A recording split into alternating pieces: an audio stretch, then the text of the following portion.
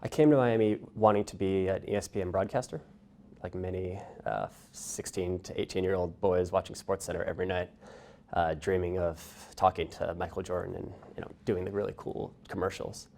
I quickly realized that broadcasting is a tough industry to break into, especially if you don't want to live in a smaller market to begin, because most broadcasting entry-level jobs are in small markets. I transitioned away from broadcasting into more of a marketing, strategic communications, PR background.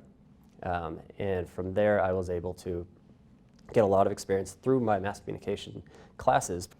So mass communication is a very interesting major, but I think one thing that's really important that all mass communication majors should remember is you can do a lot more with mass comm than, or whatever mass comm is called now, than you may think. And the ability to transition from different areas, the ability to have, one skill that a lot of people like is to be broad. To be a mile wide and maybe a couple inches deep on some things is really what you need to be able to pick up quickly. Broadcasting is, an interesting industry because for a long time broadcasting was the only way people got television. There were 3 channels nationwide, that's all you watched, and they were everything. Then cable came along and now broadcasters are one of 1,000 channels you may subscribe to. There's a large battle between cable entities and broadcasting about who's going to pay how much for the broadcaster content, and broadcasters without that money from cable would have a very difficult time surviving.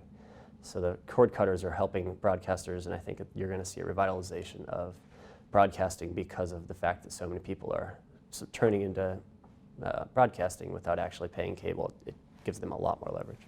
One of the more exciting projects that I've been tasked with is I run our drone policy.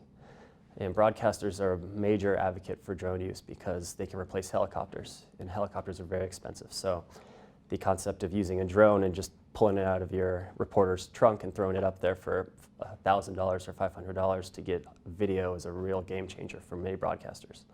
The risks are the FAA is very skeptical of the safety of drones. We're struggling to convince the FAA as to the safety of these and trust broadcasters because we've been stewards of the public interest for so many years. Having a liberal arts education allows you to learn a number of different things. It trains you to have your eyes open, to become a well-rounded person, whether it's an attorney, a businessman, a teacher, anything that's going to help you in your career. And I think that's something that you can't get anywhere else unless you really learn as you're growing up about these many different things, and it really catches your imagination, your interest in being as broad and diverse as you can be.